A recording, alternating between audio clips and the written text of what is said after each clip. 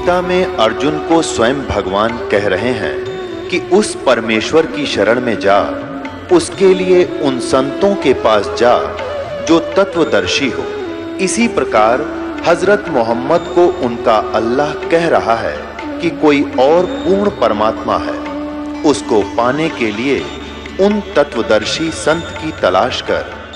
वो प्रभु कौन है, ये जानने के लिए कृपया अवश्य सुनिए जगत गुरु तत्वदर्शी संत रामपाल जी महाराज के अमृत वचन।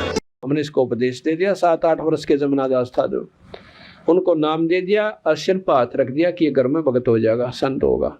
तो वही जमुना दास चौबारे में बैठ कर भक्ति करा करता था। एक बार कहते हैं उनके घरवाले बोले रहे जमुना दास कहाँ कि आप ऊपर बैठे सो और बल भरे बंद रहे सामने के यानी वृक्ष के नीचे, गर्मियों के दिन थे, हम फलाने गांव में जाऊं से और बैल देखता रहिए। अच्छा जी। इतने में दोपहरी के समय में चोर आ गए और दोनों बैल खोल कर चाल पड़े और सजना जमुना दास देखे, वो बैल खोल के ले गए और घर वाले आगे रहा जमुना कहाँ जी बैल को ना कित गए, चोर खोल ले गए। तब भले पुरुष फिर तेरे कह गए तो देखता रहिए। ने बोला जी देखो दामा जब बता दिए ना, देखो तो मैं क्या बताऊँ तेरे से। ने बोला तो सही वक्त क्या रही बर हमारा नाश्ता तो न करना सही कर ले भक्ति या के भक्ति बेवकूफ उसके रोक के मार दे हो कुछ नहीं कह दे। बोला मेरे तो जो आदेश था वो पूरा कर दिया। तुम कह रहे थे देखते रहना, मैंने देखा थारे थी बता दिया कि चोर खोल लेंगे। इस घर के नाराज हो रहे आपस में कहें बता इसका कि करें यो अच्छा भगत होया कि बात हुई। इतना में कहते हैं वो चोर अंधे हो गए और रास्ता भूल गए, वो बैल उल्टे उन चोरा ने इसके उससे की कर तलाए गए। तो जमुना दास बोला कि तुम देख लो इन्हें, ये आगे थारे बैल वही है ना, हाँ जी वही से थे। तो उन चोरों से पूछने लगे भाई तुम थारे गिल के बनी, हम तो सीम तक नहीं पहुंचे थे, अंधे हो गए। उसके बाद हमने बैल छोटे को ना, हमने सोच रहे थे ये ठीक है जानते हो गया आगे ने, ये नहीं ज्ञान था कि उल्टे मुड़ लिए ये। हमने नहीं सोचा ये ठीक मुंह हो रहा है, ये मन माने 5-4 गांव निकल जाएंगे, आगे गांव का नाम पूछ लिया। हम तो इस गांव में न्यों बड़े थे, अकबर न्यों पूछांगे अगले गांव में कौन जाना हमने फलाने में, अरे इतना तुमने मेरे को पकड़ लिया। इतने में उनकी आंखें भी ठीक होगी। तो उसने बताया कि भाई यहाँ पर कोई शक्ति है कहाँ, हमारे ऐसे ऐसे भाई बच्चा हमारा एक वो भक्ति करता है। वो दोनों चोर चौबारे में चले गए। तो जमुना बोला इनका हमारी मत ना, इन सजा मिल ली है, ये हमारे अंश है। उनके पाए हम पड़ गए कि हम माफ कर दो। अब माफ करेंगे गुरुजी, छुड़ानी जाओ और माथा टेको और उनका उपदेश ले लो ना, थारी बहुत बड़ी दुरुक्ति हो जाएगी। उस दिन के बाद वो दोनों चोर भी नाम ले गए, बेड़ा पार करवाएंगे। तो संतान के संपर्क में बिरना किस पर ताली लाग जाए क्यों कर बेड़ा पार हो जाए। तो यहाँ कहने का भाव यह है कि गरीबदास महाराज ने उस सदना डाकू की गोली को हाथ में ले लिया और भगवान कृष्ण ने बाज के पीछा छुटवाया। वो तो चलते हैं लिखी हुई, यानी जो जैसे घटना घटनी से ऐसे ही करेंगे, वो उनके बस की बात नहीं। ये कठपुतली बना रखे निरंजन ने, और इन समर्थ का सामने कुछ ना अड़ता। ये जो चाहे सो कर सकते हैं। एक बार लिखा हुआ जीवन चरित्र में कि छारा गांव के ऊपर, छारा में दलाल हैं, आसपास कई गांव जो हैं वो राठियों के हैं। और पहले क्या होता था कि एक कौम यानी जाति विशेष या गोत्र विशेष इकट्ठा होकर और दूसरे गांव में लूट लिया करता था, उसको दाड़का करते थे। तो राठी क्या करते थे, छारा के ऊपर ज्यादा अटैक करते थे और उनके वर्तमान उठा ले जानते, उनकी मलाई खा जानते। महीने 6 महीने का काम था उनका। भैंस खोल ले जानते, बढ़िया लागड़ होती दूध वाली, और बोलते उन्हें गड़ जानते। एक बार उन्होंने समय दर दिया राठियों ने कि उस दिन हम आवांगे भाई, और तैयार हो लियो। अब वो गरीबदास जी की महिमा से पूर्ण रूप से परिचित थे छारा वाले। छारा गांव बहुत मानता गरीबदास जी ने, कति पूर्ण रूप से। क्या हो गया को 10-5% व्यक्ति ना मानते हो जो नए से, बाकी 90% छारा गरीबदास जी को आदर की दृष्टि से।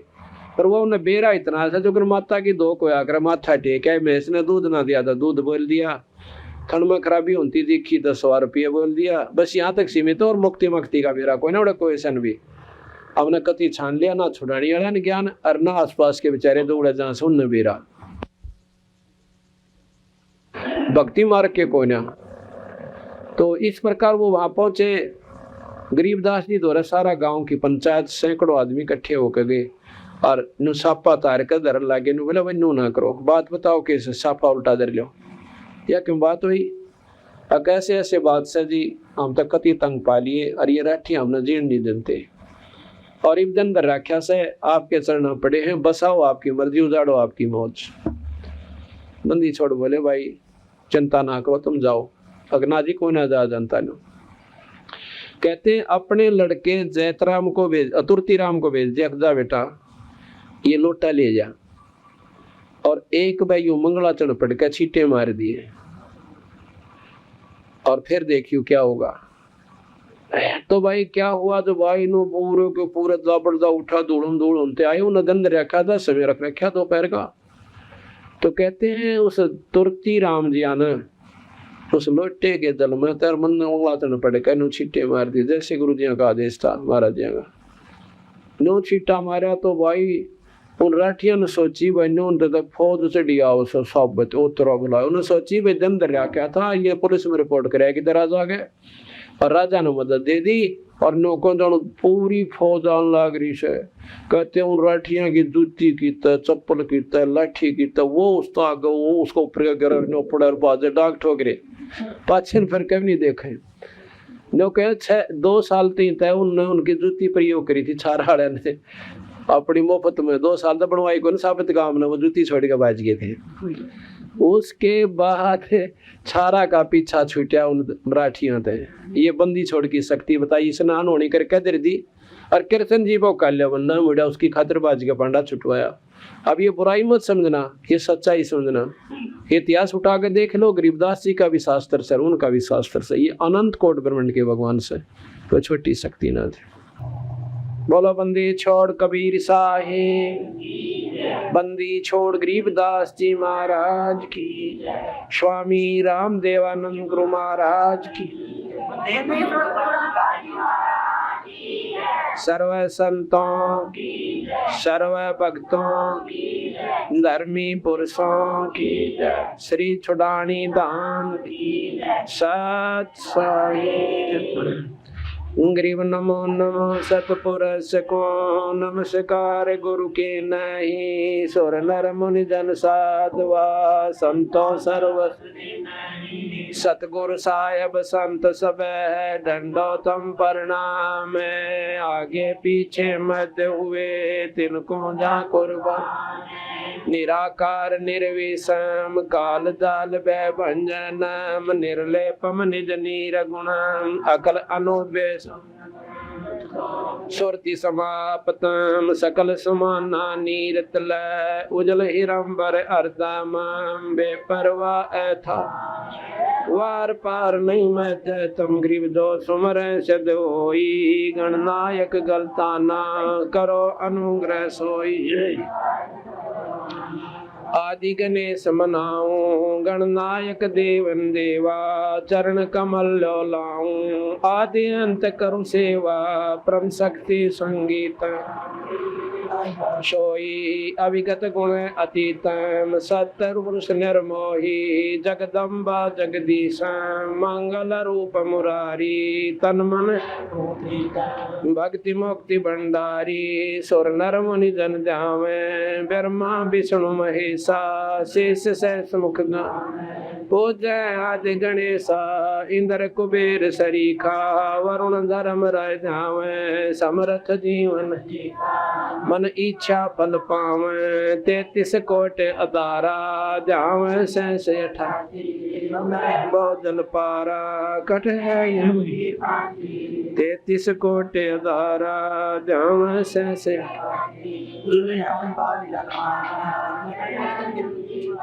सत साही। आज दिनांक 2 जून 1999 ये बंदी छोड़ा आश्रम करो था, ये विशाल सत्संग का दूसरा दिन है।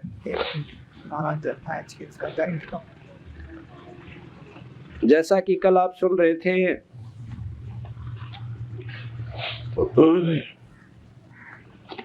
शाम के समय जो सत्संग हुआ और सुबह, उसमें सत्संग के बारे में बताया गया कि सत्संग वो भी है जिसमें हमने रामायण, महाभारत, श्री गीता जी, सुख सागर, भागवत आदि की कथा, उनके अंदर जो दिया हुआ ज्ञान हमें सुनने को मिलता है, वो भी सत्संग कहलाता है।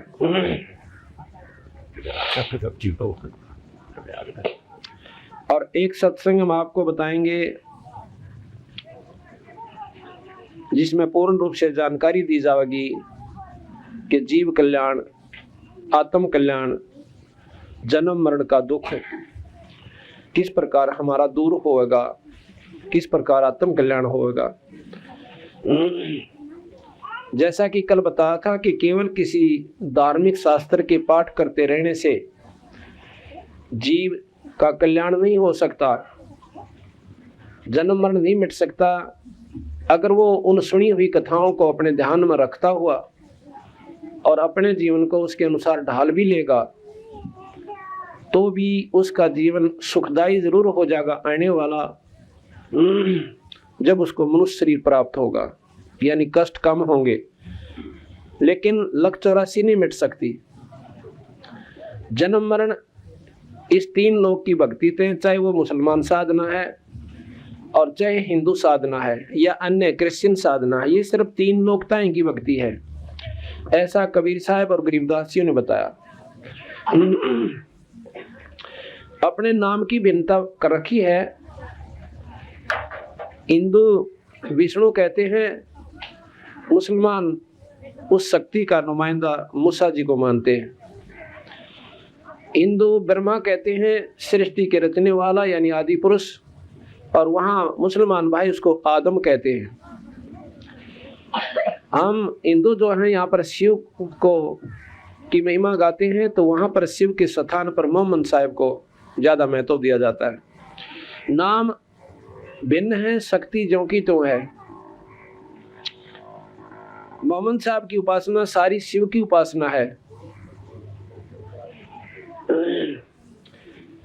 तो महाराज कहते हैं, ब्रह्मा विष्णु महेश शिव की साधना, चाहे वो किसी भाषा बदल कर, जैसे हम बैकुंठ कहते हैं हिंदू, बैकुंठ हिंदी का शब्द है, संस्कृत का।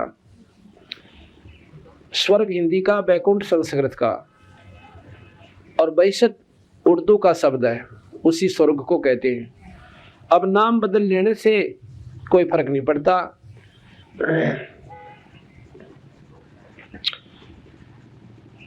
गरीबदास जी महाराज कहते हैं कि चाहे तो रोजा कहो और चाहे उसको ग्यास कहो, रोजे नाम व्रत और ग्यास के दिन भी, एकादशी के दिन भी व्रत ही रखा जा से। और कहते हैं, कहने ही में भेद है, रसोई में नाज। कुछ भी बना लें उस दिन, यानी वस्तु वाह की वाह है, लेकिन कर्ण में अंतर है, भाषा का भिन्नता है, तो इससे कोई फर्क नहीं पड़ता। तो कबीर साहब के अनुसार, गरीबदास जी के अनुसार, ये तीनों साधनाएं कुछ लाभदायक जरूर हैं, लेकिन पूर्ण रूप से आत्म कल्याण नहीं कर पाती, जिसका परिणाम ये होता है कि लख 84 जन्म मन जीव का नहीं मिटता।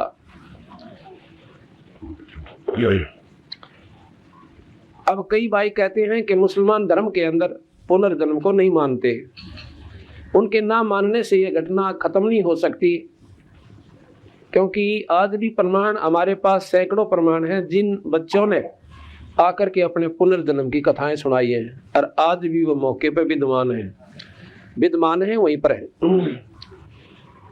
और उनमें से एक कथा हमारे पास अभी भी मेरी जेब में डली हुई है, जो कि बहुत लेटेस्ट है, वो आपको पढ़ के सुनाता हूँ। इससे पता चलता है कि सच्चाई के सामने बनावटी जो अपने नियम है, अपने अनुसार हमने धारणाएं कर रखी, वो गलत है, वो हमारे को कामयाब नहीं होने देंगी। तो जिन्होंने ये बताया कि जन्म मरण बहुत जरूरी है, क्योंकि गीता जी को हम सबसे उत्तम शास्त्र मानते हैं हिंदू धर्म के अनुसार, और उसमें भगवान कृष्ण खुद कहते हैं कि ये जीवात्मा अपने पुराने शरीर में त्याग कर और नया शरीर धारण कर लेती है। जिस प्रकार व्यक्ति पुराने वस्त्र छोड़ के फटे पुराणों को और नए धारण कर ले, कितना अंतर है।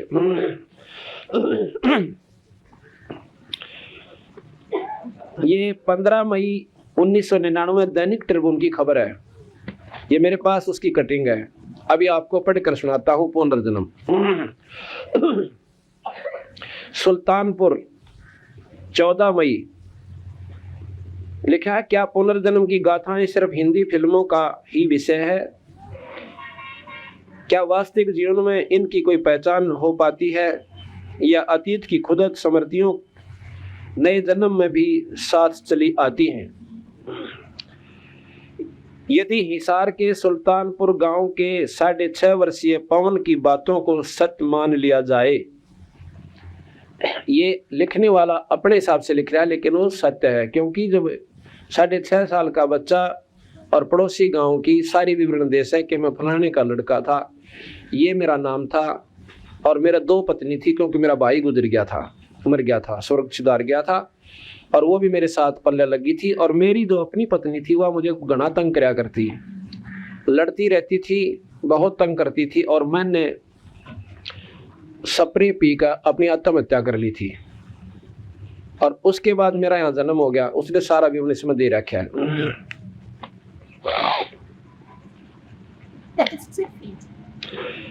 जाए तो हिंदी फिल्म सत्य मान ली जाए तो हिंदी फिल्मों की कहानी के लिए मसाला सहज ही उपलब्ध हो जाएगा। ये तो उस लेखक की अपने विचार दे रहा है वो, लेकिन सच्चाई साथ में लिख रहा है कि वो ऐसे ऐसे मेरे साथ उसके सामने बात हुई उस पवन कुमार से। सुल्तानपुर गांव के एक किसान सतवीर सिंह के घर 6.5 वर्षीय पूर्व जन्म बालक का नाम पवन रखा गया, लेकिन 4 साल तक आते आते पवन लाडवा गांव की बात करने लगा। 4थे साल तक वो कर रहा है इन बातों को। सतवीर उसे डांट कर चुप करवा देता। यूं सतवीर के पवन समेत 2 लड़के व 2 लड़कियां हैं, जिनमें पवन सबसे छोटा है। सतवीर का कहना है कि इस वर्ष होली वाले दिन जब उसके हाथ पर मेहंदी लगाने लगे, तब पहले तो उसने टोकते हुए कहा कि मानसा के हाथा पर मेहंदी ना लगाते, यानी अपनी भाषा में बोला कि मानसा के हाथ पर मेहंदी नहीं लगाते। क्या फिर उसने जोर देकर कहा कि हाथ पर उसका नाम इंद्र सिंह लिखवा दो। उसने अपने पिता का नाम हरि सिंह बताया और अपने आप को लाडवा निवासी कहा। धीरे धीरे ये बात चल निकली। लाडवा के एक महिला आई। लाडवा गांव पड़े से बिल्कुल सीम लग गया, जैसे डीगल और करौथा की आपस में। लाडवा की वो एक औरत आई, एक महिला वहां पर गई हुई थी अपने किसी कामवश, और पवन कुमार ने उसे पहचान लिया। उल्लेखनीय है कि लाडवा और सुल्तानपुर के बीच दूरी सिर्फ ये 8 किलोमीटर है। उसने 8 किलोमीटर बताया। इंद्र सिंह के रूप में पवन ने बताया कि उसके 3 लड़के व 3 लड़कियां थी। दूसरे भाई की पत्नी छोटो से उसकी दूसरी शादी हुई थी, क्योंकि भाई की मृत्यु हो गई थी। दूसरी पत्नी से इंद्र सिंह का झगड़ा रहता था। घरेलू विवाद से परेशान होकर इंद्र सिंह ने आत्महत्या करने का मन बनाया। खेत में पहले से ही स्प्रे की बोतल दबा कर रखी थी। एकांत देखकर स्प्रे पी ली। उस दिन किसी मामले में गांव में पहले ही पुलिस आई हुई थी। पत्नी ने बिना ज्यादा बताए दाह संस्कार भी कर दिया ताकि कहीं मामला बिगड़ न जाए। इस तरह इस लीला समाप्त करने के बाद इंद्र सिंह का कहना है कि राम ने 3 महीने उसे रखा, फिर उल्टा छोड़ दिया। वह लाडवा से सुल्तानपुर अपनी दादी के पीछे पीछे आया, जो अब उसकी दादी है, पौन रूप में। कहते हैं मैं उसके पीछे पीछे लग लिया, जैसे प्रेत आत्मा आया करे ऐसे वो जीवात्मा उसके पीछे पीछे आया और घर के किवाड़ के पीछे छिप गया। दादी ने लड्डू जलेबियां बालूशाही बांटी। इंद्र सिंह कभी कभी कविता करने की तरह कहता है, नदी के जड़ में खेत, खेत में झोंपड़ी, कीकर का पेड़ और सपड़े पीकर मरा क्योंकि लोगाई से बिगड़ गई। छोटा सा बच्चा ये बातें अपने आप बोलता रहता है, 6.5 साल का। बस एक छोरी थी मेरी तरफ, वो लड़का कहता है कि बस एक छोरी थी मेरी तरफ, बाकी सब थे माँ के साथ, माँ की ओर। घर में 2 कमरे, बीच में डोडी, ऊंची जगह पर घर। ये सब बातें इंद्र सिंह एक ही सांस में या सिलसिलेवार नहीं बताता, इसलिए इंद्र सिंह उर्फ पवन के मुंह की परीक्षा करनी पड़ती है। कभी वह बिस्कुट खाता है जैसे बालक से, कभी खान लाग जाए, फिर अपने आप बांटने लाग जाए। जब वो बोल रहा है, जब देखना पड़ा कि अब ये कब बोलेगा, वो ध्यान करके सुनना पड़ता है। कभी कोल्ड ड्रिंक तो कभी उसका मूड उखड़ जाता है, कभी शर्मा जाता है, कभी शुरू में ही कह देता है कि लाडवे का इंद्र हूँ, मेरे बाप का नाम हरि सिंह था। पवन के पिता सतवीर का कहना है कि चर्चा सुनकर लाडवा के कुछ लोग आए। उनमें इंद्र सिंह ने अपने बेटे आजाद को पहचान लिया, यानी पवन 6.5 साल के बच्चे ने अपने जवान बच्चे को पहचान लिया जो इंद्र सिंह रूप में लाडवा में था। एक व्यक्ति को उसने पटवारी कहा और बताया कि DT-14 मकोड़िया ट्रैक्टर मारा 7 जगह था इसके लिए, और मेरे पास बैठकर 5-5 बोतल शराब की पिया करता था। ये अभी तक इससे 650 रुपये लेने हमने, और वो भी स्वीकार करता है। अपने इस जन्म के भाई को वह कहता रहता है कि राइफल संभाल कर रखना। जो ई पवन का छोटा भाई है ना, उसने जो कहा बंदूक रखिए साथ में, कदे वारा अंडा जा, इसमें जो लिख रखा है। कहते हैं राइफल संभाल कर रखना, नहीं तो वारांड आ जाएगी और तुझे तो मुझे भी मरवाओगा। 6.5 साल का बच्चा, इतना भय बढ़ा हुआ उसके दिल में कि न्यू कहा है कि बंदूक ने चौकीदार कड़ा बंदूक, वो तो एक उसकी पिछली जो डर है वो भावना उगद रही है। अपने इस जन्म के भाई को वह कहता रहता है कि राइफल संभाल कर रखना, नहीं तो वारांड आ जाएगी और तो मुझे भी मरवाएगा। उसके अंदर अपनी पत्नी के प्रति नफरत इस जन्म में भी साथ चली आई है। वह साफ कहता है कि लाडवे के और लोगों से मिल लूंगा पर उस रांड से नहीं मिलूंगा। अब 6.5 साल का बच्चा ऐसे बोल रहा है जैसे बहुत बड़ा आदमी बात किया करे। पवन पहली कक्षा में सुल्तानपुर के ही सरकारी स्कूल में पढ़ता है। फिर भी जब से उसके पुनर्जन्म की चर्चा फैली है, उस बच्चे उसे छेड़ते हुए पूछने लगते हैं, हाँ तो इंद्र सिंह तेरे कितने छोरे छोरियां हैं। इस पर पवन की पढ़ाई भी प्रभावी हो रही है। और दूसरे उसे अब दूर दूर के लोग देखने आ रहे हैं। आशी के पूर्व विधायक अमीर चंद मक्कड़ भी उसको देखने गए। अब ये तो बहुत नजदीक या नियरेस्ट है, बहुत मतलब ताजी घटना से।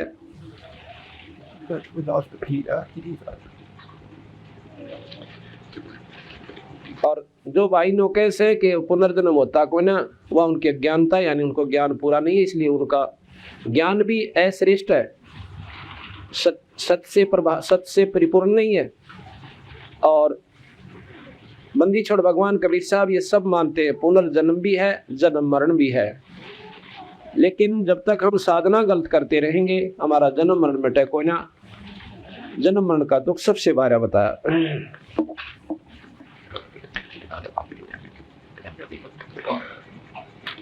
तो कहने का भाव ये है कि हमने मेरे दिमाग पर, हालांकि मैं हिंदू पद्धति का बहुत ही अच्छी तरह साधक उपासक था, वैसे तो सभी भक्तात्मा जिसने जितना ज्ञान से, जो भी जिस इष्ट धर्म पर हैं, मजहब के अंदर उत्पन्न हो रही से, अपनी साधना कोशिश करती हैं करने की।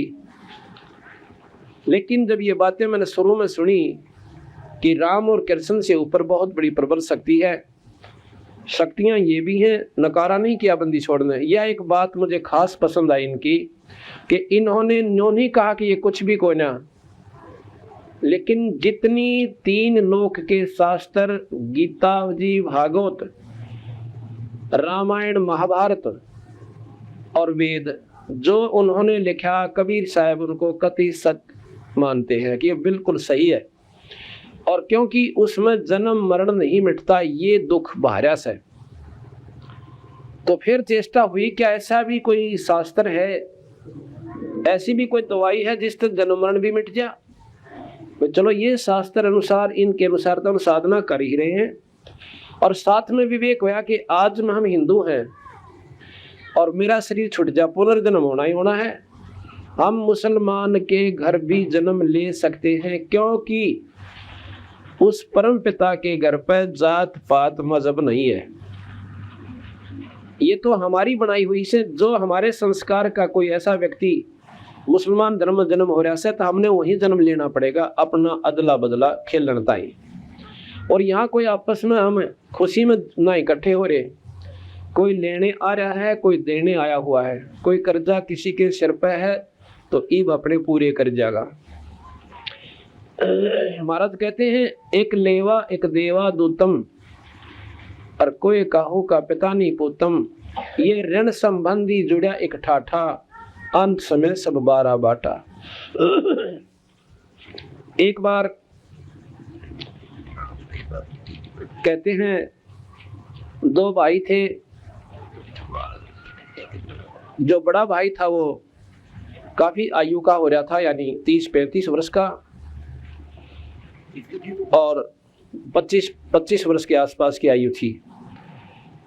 और दूसरे, उसके पिता ने दूसरी शादी करवा ली थी, वो पत्नी बच्चे बचपन में ही मर गई थी उसकी। तो दूसरी शादी जब करवाई तो दूसरी औरत से, यानी उस बड़े भाई की मौसी से एक लड़का फिर उत्पन्न हुआ 10-12 वर्ष के बाद, यानी उन आपस में काफी भिन्नता थी आयु की। और अच्छी जमीन थी, बढ़िया काम था, बड़े भाई की शादी हो चुकी थी। एक बार क्या हुआ कि वो छोटा भाई जो था बीमार हो जाता है, मौसी वाला लड़का बीमार हो गया, तो काफी इलाज लूज की भी कोशिश की। आप अंत में दोनों पति पत्नी, यानी भाई भाभी, उस छोटे भाई की बतलाने लगे आपस में, कहने लगे कितने पैसे ला दिया हमने, यो ठीक भी ना होता। और फिर विचार आया कि क्यों ना इसकी टिकट कटवा जा, डॉक्टर ने कह के, और इसको जहर का सुआ लवा दे, किसने बेरा पाटा है, कौन जाने इन बात ने। सोचे तो भाई बीमार था, मर गया, कट्टे रहन टंटा मिटा, रोज बादशाह बोलने हमारे को देखा जनता। अब यह बात उसने भी स्वीकार कर ली, एक दो बार नाटा आगे सा जुल्म कराया करें, उसने रोज कह देना एक दो बार, और वो जहर दोष है, वो बात का अंतःकरण में जरूर जमा हो जासे। एक बार नाट्या, दो बार नाट्या, तीसरी बार उसने भी स्वीकार कर लिया कि यह बात तो ठीक कैसे, और सारी जमीन अपने रह जाएगी, किसने बेरा पाटा है। कहते हैं उसने बतला के एक डॉक्टर से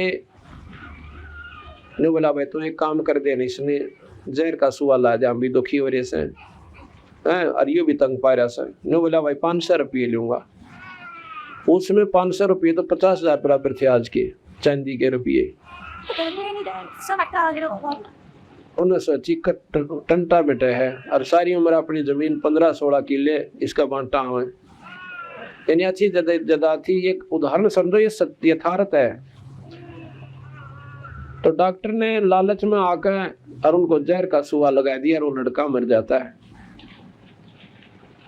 अब क्या हुआ, उस भाई के पहले संतान भी नहीं थी, भाई शादी ने भी 8-7 साल हो गए थे।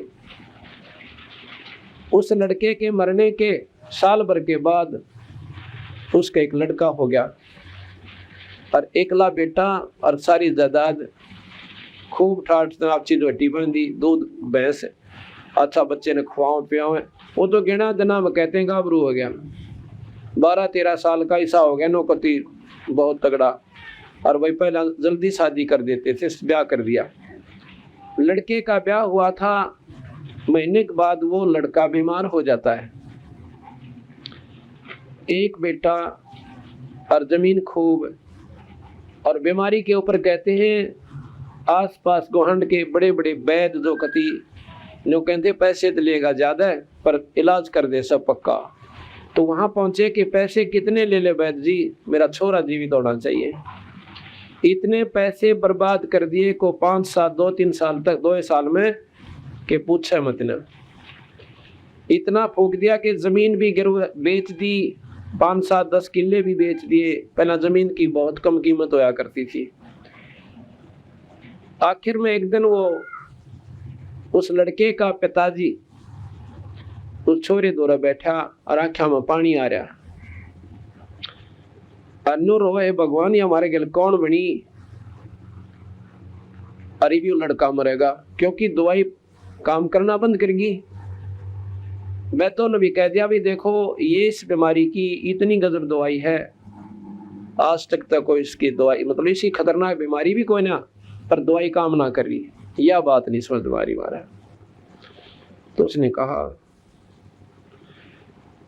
अब विचार कर रहा था कि अब इसका अंत समय है फिर और तो कोई बात को ना दिखती। उस समय वो लड़का सामने बैठे हुए अपने पिता को कहता है भैया जी, अब भाई कहा और उसकी आवाज ऐसी आई जैसे इसका भाई मरा था। वो न्योकी ने आवाज आई तो वो एकदम चौकन्ना हुआ कि भाई की आवाज कहां से आएगी। वो फिर बोला भैया, जब देखा कि लड़का बोला है ने बोला ना बेटा मैं तेरा बाप सू। तक छोड़ बावड़ा के दे इन बातों में कौन किसका बाप और कौन किसका बेटा, यहाँ पे मैं तेरा भाई हूं और वो हूं जिसने जहर देकर मरवाया था। तूने मुझे जहर देकर मरवाया था और आज मैं वो अपना बदला लेने खातिर तेरे जन्म लिया। और ये भी इतने पैसे बाकी रह रहे लाकड़ियां के और कफन के अपना हिसाब चुकता हो जाएगा और कर ले इकट्ठे पहले आध घंटे में मैं शरीर छोड़ जाऊंगा। उसका आए पसीने अब नो तो मेरा पाट गया कि तेरे कर्म का फल है भाई। और लड़का को ना जवान बच्चा हो गया और बच्चे होना कोडा मेट हो है यानी वंश नष्ट, और जो कुकर्म किया था वो सामने प्रकट हो गया। अब वो विवेक से काम लेता है। ने बोला भैया बात बिल्कुल ठीक से तेरी, भाई मैं नीच आत्मा था और अपने स्वार्थवश होकर मैंने आपको मरवा दिया। भाई मैं तो अपने कर्म का दंड भोग लूंगा क्योंकि जिसका जवान बेटा मर जाए उसका पीछे रह भी के जा सकता जैसे समाज मानता है। और दूसरी बात यह है भाई एक बात बता दे मुझे, जो तेरी पत्नी है इसने क्या खोट कर दिया। अब क्या है कि यह जीवित फूकी जाएगी। पहले सती प्रथा थी, सती प्रथा थी कि पति मर जावे उसकी गेला उसने सती होना पड़े। इस बेचारी का क्या कसूर है जिसने अब जलना पड़ेगा जिंदगी।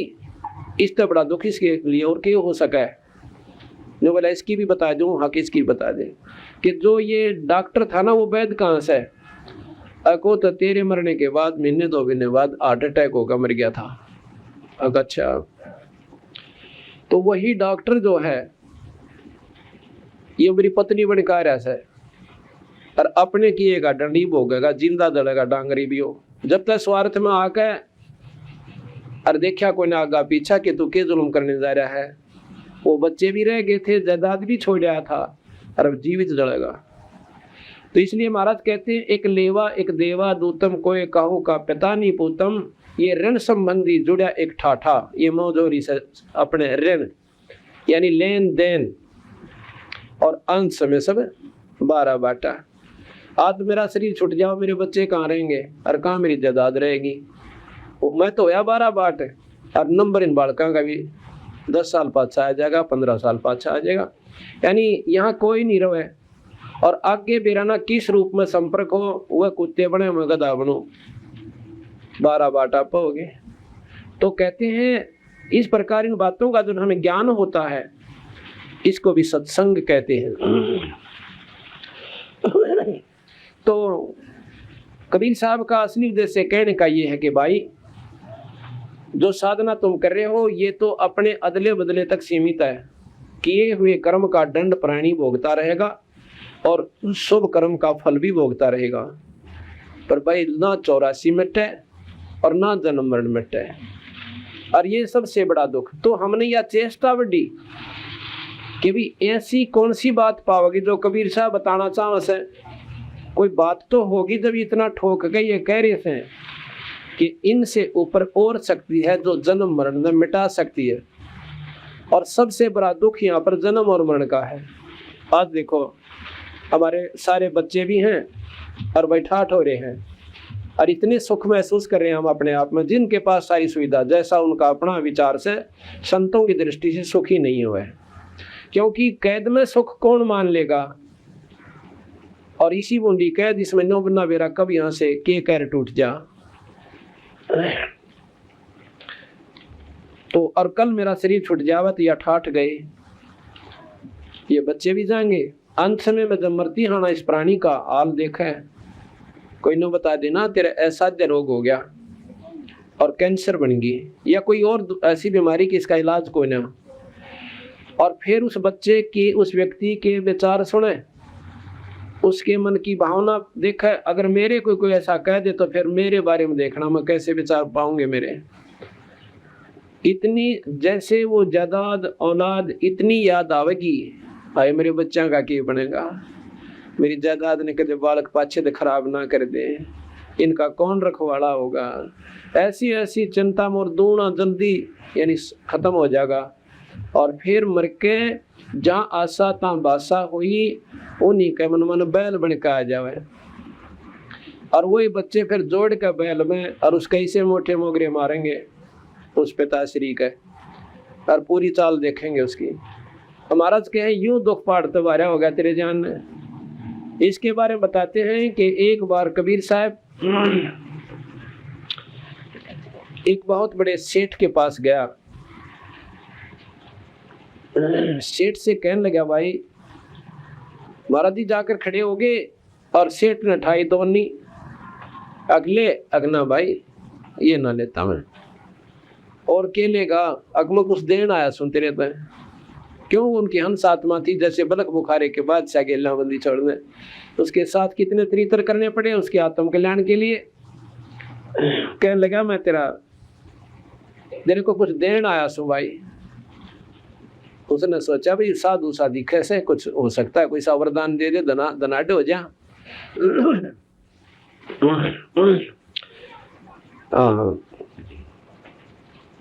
सेठ ने एक जमींदार था, गलत कह गया हूँ, एक जमींदार के पास गया और कहने लगा, कौन है भाई तू? मैं ऐसे ऐसे संत सु भाई, क्या आ जाता है, रोटी खा ले। क्योंकि आदर सत्कार खूब किया, रोटी खा ली, महाराज ने पानी पी लिया। अब भोजन पा लिया तो फर्ज बनता था महाराज का कि इसने थोड़ी बहुत समझा दो भगवान के बारे में। कहने लगा, भाई आजा भगत जी बैठ जा मेरे पास। आके बैठ गया जी कि भगवान का नाम लिया करो, ये 2 दिन का जीवन से सदा जग में ना रहना, और परमात्मा के नाम बिना अगले जन्म में बैल बन जावांगे, न्यो हो जावांगे, फलान हो जाएगा। काफी समझाया। वो कहने लगा, महाराज जी बात तो आपकी बिल्कुल ठीक लगा मैंने, पर एक बात से क्या, ये अभी तो मेरे बच्चे छोटे छोटे हैं, ये थोड़े सियाने हो जाएंगे ना, और फिर एक बार दर्शन दियो, एक बार इन्हें ब्याह दूं, इनकी शादी कर दो, मेरा फर्ज उतर जाए, और फिर मुझे आप मेरे साथ आई, मेरे पास आइयो, और मैं जरूर आपकी बात मान लूंगा। कबीर साहब ने कहा, भाई क्या भरोसा इस जीवन का, ये कई दिन का से, अपना नाम ले लो और आत्म कल्याण करो, भगवान का नाम भी जपते रहियो और काम भी करते रहियो। ने बोला, ना ना ना, नाम तो जब लेंगे कति सारे काम तो फारिग हो गए महाराज जी, फिर भजन बढ़िया होगा। ने बोला, भाई भजन तो जो आपका काम में होगा ना, फिर कोई ना हुआ। आप सुबह हड़ जोड़ते हो और हड़ के साथ साथ मैं एक नाम दूंगा, उसके पीछे पीछे अपना वो भजन करते रहना। बीड़ी होका शराब तम्बाकू ये प्रयोग नहीं करना। कहने लगा, जी ठीक से होका का दफो ना पीवा, छोड़ देंगे को बड़ी बात ना से, पर नाम ही कोई ना लिया जा, आप कहो चाहे मत कहो। महाराज जी चले गए। कब आते हैं? जब उसने शादी कर ली सारे बच्चों की, और एक आधा पोता हो लिया। एक पोता हो गया, एक एक दो दो बच्चे, यानी तकरीबन सब बच्चा हो गए। कबीर साहब फिर गए, कहा गया महाराज जी, कहा गया भाई रोटी खा ले, भोजन पा लिया। महाराज जी ने फिर वही चर्चा करी कि तो भाई भगत जी आप फारिग हो लिए और नाम ले लो। ने बोला महाराज जी एक बात बताऊं आपने कि नाम क्यों कर ले लो, छोटे छोटे पोते और ये पोती, बच्चे करें खेत में काम और मैं इन्हें घर में देखूं सू, अगर मैं नहीं संभालूंगा, मैं नाम पर लग गया तो बच्चा ने कौन रखेगा और खेत में घना नुकसान हो जाएगा। ने बोला भगत जी अर्तन की वायदा कराया था, अक बात तो आप ठीक कहो सो, पर समय भी तो देखा जा से को ना सूद मान दी। ने बोला भाई 2 दिन का जीवन है, शरीर छूट जाएगा, फिर अनमैटी होगी। अगना महाराज जी देखो फिर मिलियो कभी आ करके।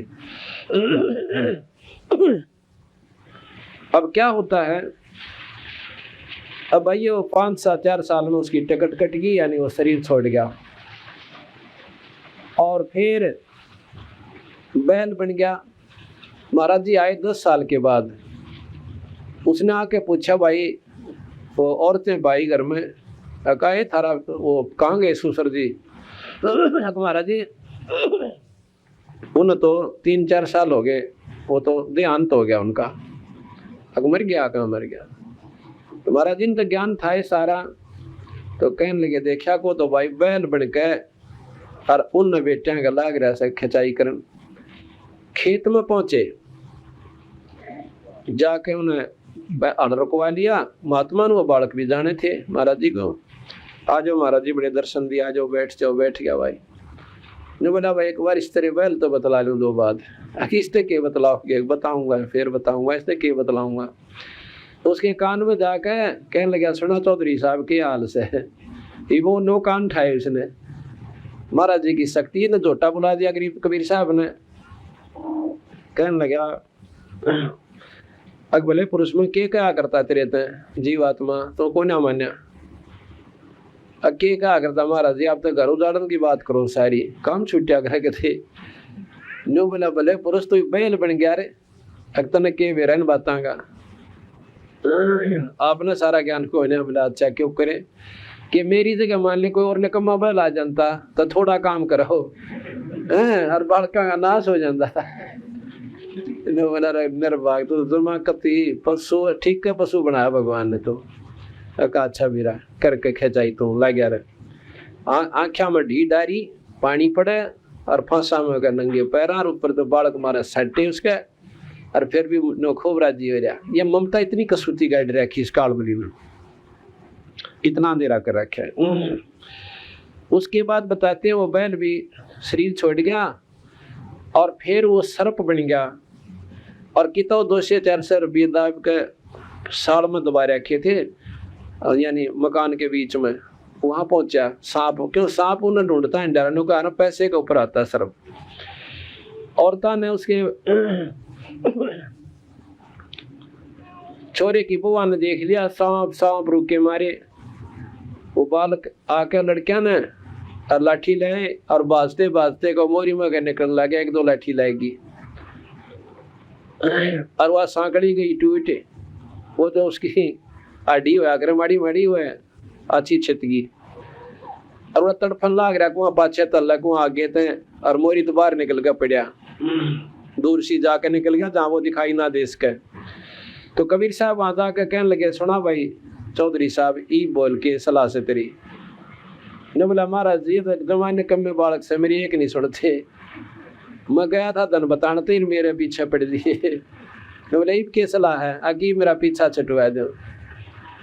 तो कहते हैं समझ मत आई पर सांकड़ी तड़ुआ का आई तरह, यहाँ की कहावत सी है कि मान्या था पर बेटी के बाप है हाड तड़ुआ का मान्या। तो कहते हैं फिर उसका सर्वजूनी छुटवा के उस आत्मा को फिर दोबारा जन्म दिया और फिर उसकी भक्ति का अधिकारी बना के जब उसका छुटकारा करवाएंगे। तो इन बातों को चाहे उदाहरण समझ लो, चाहे सच्चाई से नो की नो, इन चाहे कितने बढ़ा लो कहीं पर लगा लो, पर बात सत्य है और इसी का प्रमाण से भी शास्त्र भी दे हैं। तो महाराज कहते हैं मेरी शरण में आने के बाद ये जीव आत्मा पुनर्जन्म को नहीं प्राप्त होगी। अगर पुनर्जन्म होगा तो मनुष्य का होगा। मानव शरीर स्त्री या पुरुष दोनों को मानव शरीर कहते हैं। अंग्रेजी में इसको ह्यूमन बॉडी कहते हैं। और इसमें बताया है कि आप बेशक आके हमारी शरण में आके देख लो। कहते हैं मासा घटे न तिल बढ़े बिद ना लिखे जो लेख, और साचा सतगुरु मेट के भाई ऊपर मारे मेघ। जैसे कल मैंने बताया था अहिल्या को रामचंद्र जियों की पैरों की धूल लगने से वो दोबारा स्त्री रूप मिल गया। ऐसा क्यों? क्योंकि ये पहले कहा गया था, ये होना था। ये तो गौतम ऋषि जी ने पहले ही कह दिया था कि त्रेता युग में भगवान विष्णु रामचंद्र का अवतार बना कर जाएंगे और उनके पैरों की धूल लगेगी तो दोबारा वो स्त्री रूप में आ जाएगी। ये लिखी हुई थी, ये विधाता का लेख था, इसको कोई नहीं मिट सके। फिर बताते हैं कि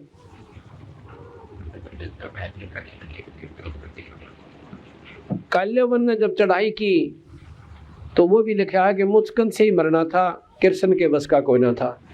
इससे सिद्ध होया कि ये तो कठपुतली बने बीच में, भगवान तो विधाता कोई और है जिसने जो लिख दिया वो मिट नहीं सकते, ये नहीं मिटा सकते उसको। और यहाँ का विधाता है ज्योति निरंजन, वेद उसे ब्रह्म कहा और निराकार शक्ति बतावें। और मुसलमान भाइयों की जो कतेब हैं वो चारों कतेब उसको बेचून कहती हैं। बेचून जो दिखाई ना दे, निराकार शक्ति जो आकार में न आवे। कबीर साहब ने कहा कि ढूंढत ढूंढत मुसलमान संतों ने कोशिश की, दिखाई ना दिया, जब हार का कह दिया वो बेचून है, बेच गुण है, निर्गुण है, उसमें वो आकार में नहीं आ सकता। तो निराकार शक्ति यहाँ का विधाता 21 ब्रह्मांड का जो मालिक है वो ज्योत निरंजन भगवान है। और यही का वो विधाता है, उसके लिखे हुए लेख को कोई नहीं मिटा सकता। कोई का तात्पर्य जो उसके अंतर्गत शक्तियाँ ब्रह्मा विष्णु महेश आदि माया शेरा वाली और बाकी देव देवता तो बहुत छोटी शक्तियाँ होगी, उनके तो बस का कोई ना किसी अंक न वो मिटा दे। जैसा कि आपको कल भी बताया था कि भगवान राम से ना तो अपने लेख मिटे कि बाली को मारा था त्रेता युग में, द्वापर में कृष्ण जी बनकर उसका ज्यों का त्यों बदला देना पड़ा, और ना ही नारद जी द्वारा दिया हुआ श्राप मिटा, उस श्राप का भोग भी उसने भोगना पड़ा, उसके अनुसार आना पड़ा। इससे सिद्ध होता है कि कोई लेखक शक्ति डायरेक्टर या इस फिल्मों का और है, ये तो एक एक्टर समझो। इन्होंने जैसे निर्देश मिले हैं उससे एक अक्षर ना तो फालतू बोले ना कम और ना ज़्यादा कम वो रोल कर सकते। ये इस प्रकार यहाँ पर ओवरऑल डायरेक्टर, ओवरऑल कंट्रोल यानी सर्वशक्तिमान यहाँ का 21 ब्रह्मांड का ज्योत निरंजन है। अब हो सकता है नए व्यक्ति इन बातों को सुनेंगे, ये महसूस करेंगे कि महाराज जी तो सारी जो है आलोचनात्मक बातें कर रहे हैं, सत्संग नहीं कर रहे। ऐसा नहीं है। सत्संग नाम इसी का होता है जिसमें सत्य और असत्य की जानकारी हो और निर्णय हो, और फिर सत्संग शुरू करेंगे और उस सत्संग के अनुसार फिर आपको बताएंगे कि ये साधना गलत है, ये ठीक है।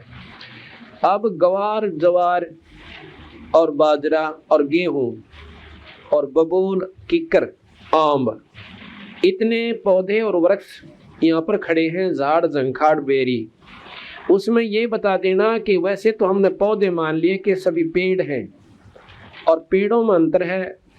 एक तो जंटी का पेड़ है, एक बबूल यानी किक्कर का पेड़ है, और हम कहें कि इनका आम नहीं लगेंगे।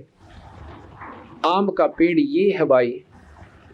अब कोई कहे कि इसने तो सारे पौधे बिसरा दिए कि इनका आम को लगे, ये बिसराई नहीं, सच्चाई बताई। आम तो लगेंगे आम के ही पेड़ के। इसी प्रकार कोई गवार ने गवार बतावे और ज्वार ने ज्वार कह दे कि ये गेहूं को ना, और बाजरे को बाजरा बतावे कि ये बाजरा है पर गेहूं को ना।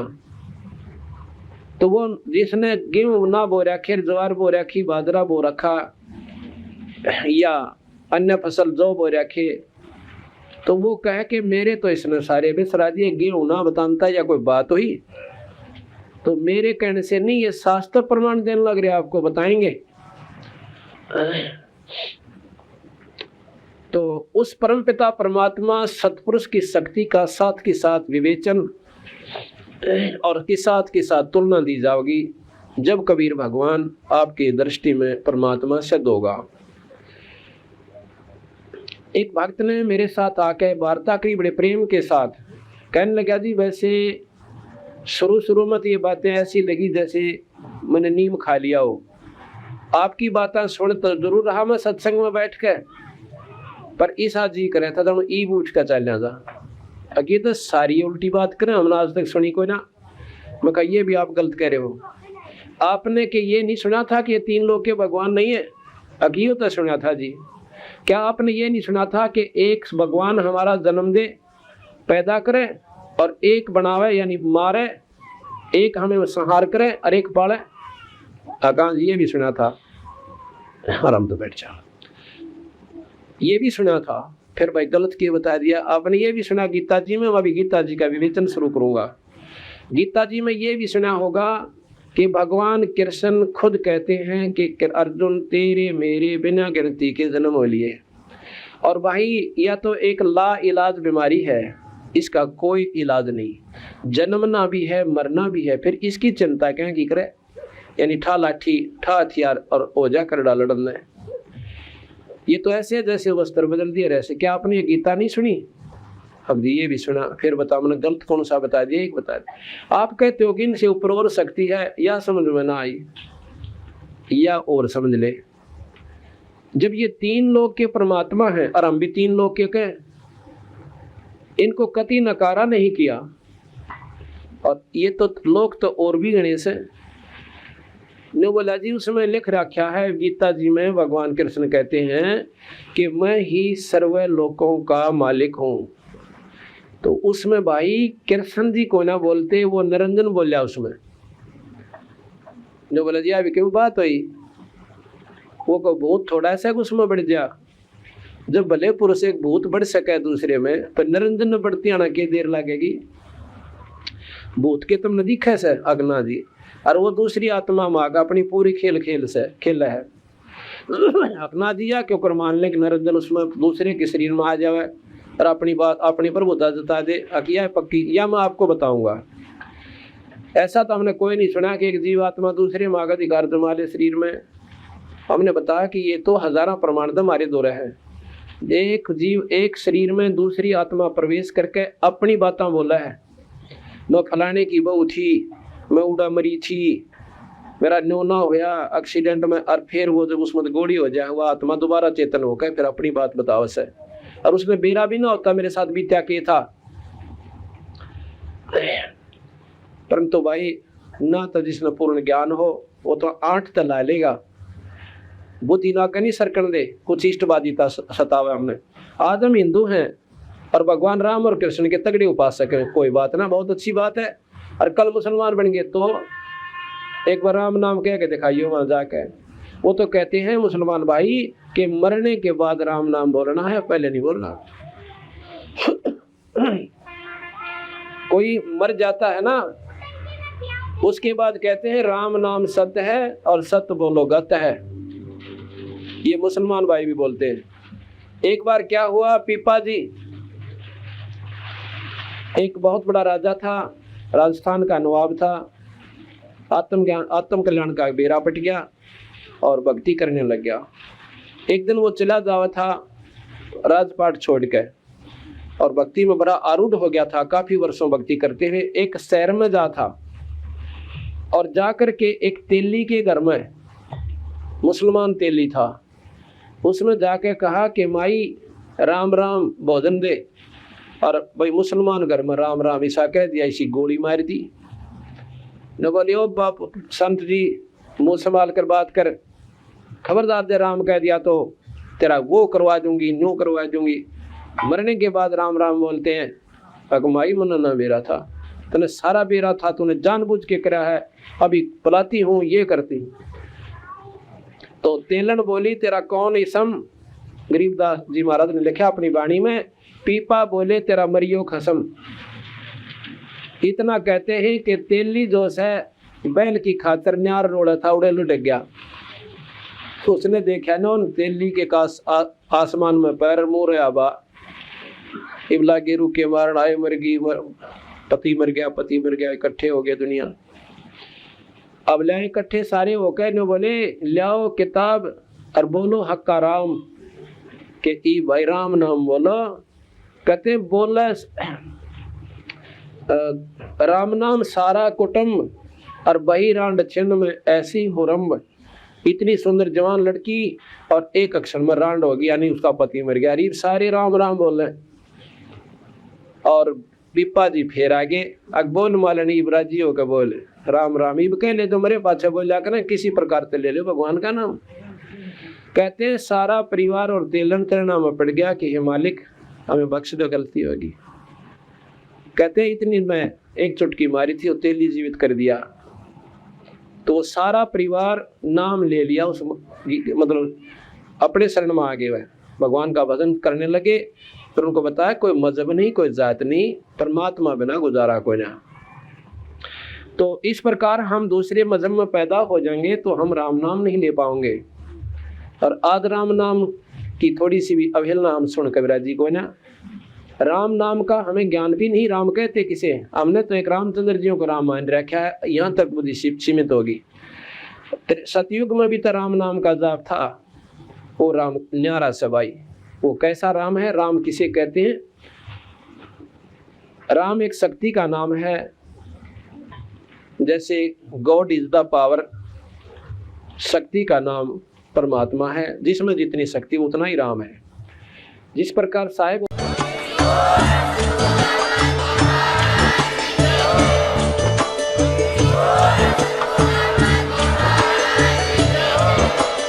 आप सुन रहे थे जगत गुरु तत्वदर्शी संत रामपाल जी महाराज जी के मंगल प्रवचन। अधिक जानकारी के लिए विजिट कीजिए हमारी वेबसाइट www.jagatgururampalji.org। संत रामपाल जी महाराज जी के शुभ आशीर्वाद से पूरे विश्व भर में 500 से भी ज्यादा नाम दीक्षा केंद्र हैं, जिन पर संत रामपाल जी महाराज जी द्वारा ऑनलाइन निशुल्क नाम दीक्षा दी जा रही है। अपने नजदीकी नाम दीक्षा केंद्र का पता करने के लिए संपर्क करें 8222880541।